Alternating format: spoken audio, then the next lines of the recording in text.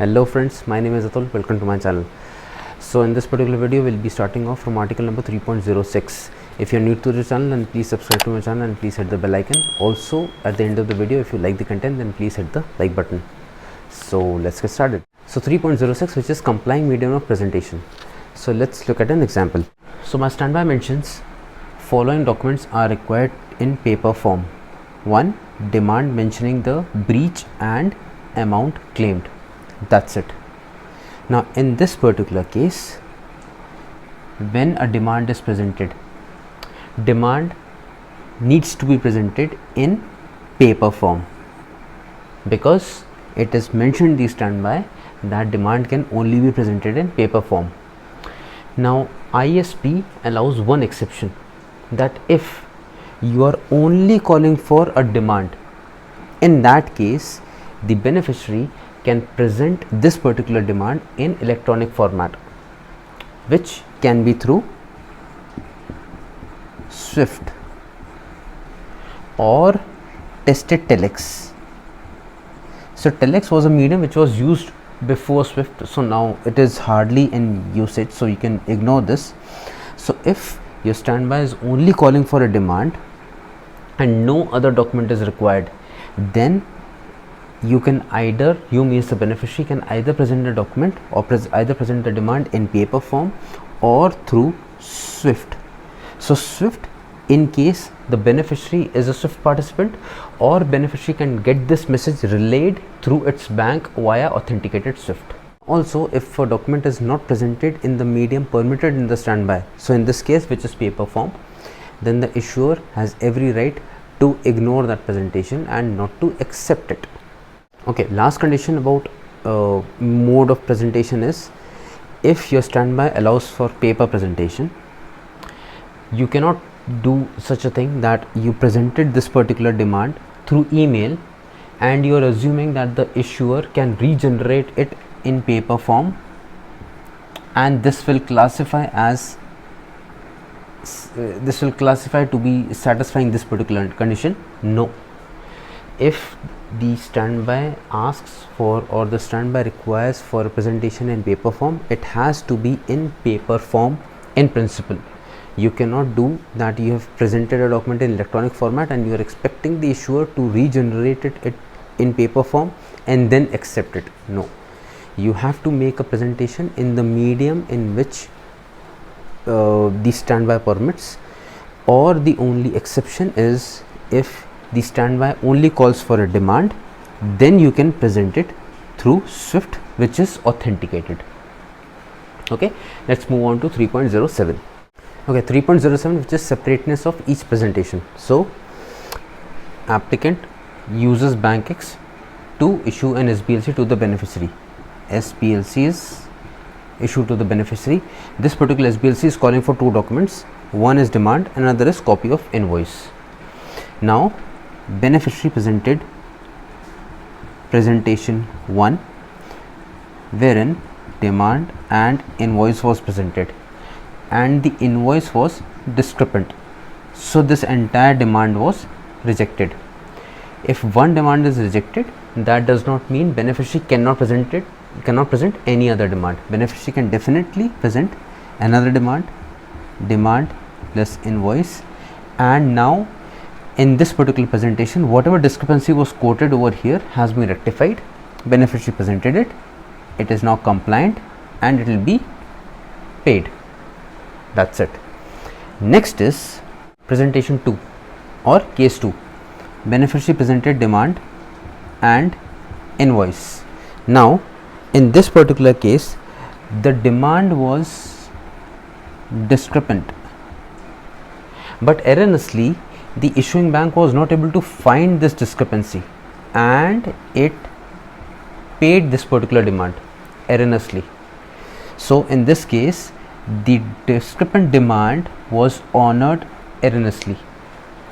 Now suppose the SBLC was for $100, this particular demand was for $30, it was paid. Beneficiary presented the same set of documents, another presentation he made, demand plus invoice, and again this particular demand was discrepant. This time the issuer was able to identify the discrepancy and the issuer rejected this. Beneficiary cannot say that last time you paid a discrepant demand, last time I submitted the documents in the same fashion and you paid, now how can you raise a discrepancy? No, every presentation is separate. If one presentation was erroneously paid which was discrepant, that does not mean I will continue doing that mistake. Vice versa, if one particular demand was wrongfully rejected, if this would have been wrongfully rejected, that does not mean beneficiary cannot present another demand. Beneficiary can definitely present another demand and that demand will be treated separately. Okay, coming to 3.08, which is partial and multiple drawings. So what does that mean? Suppose my SBLC is issued for $100. It says partial demand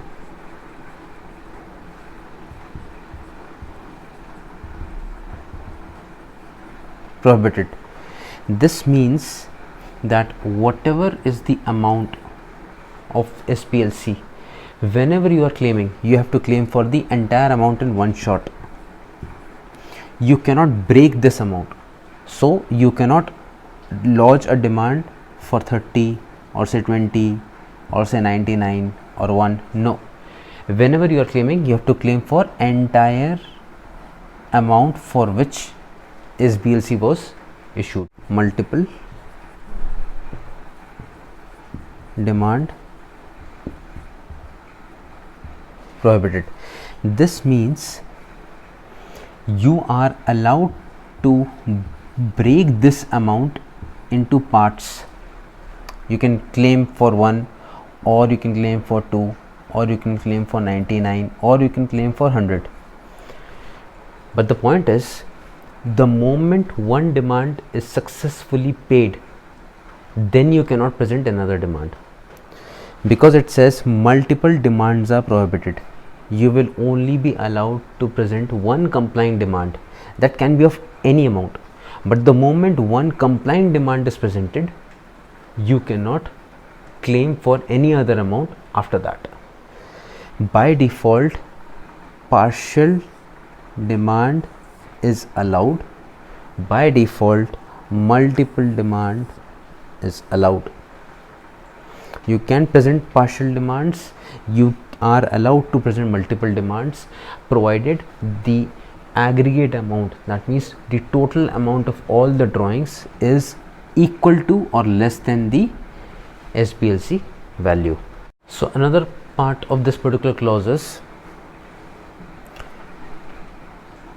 when you are presenting a demand, suppose the SBLC is issued for $100, your demand is for 80.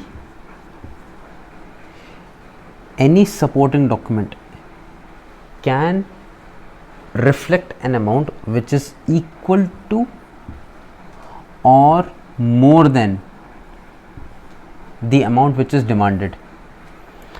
If the supporting document or any other document which is called for under the standby is presenting or is mentioning an amount or is mentioning the amount of default to be more than what you are demanding, it is not a discrepancy.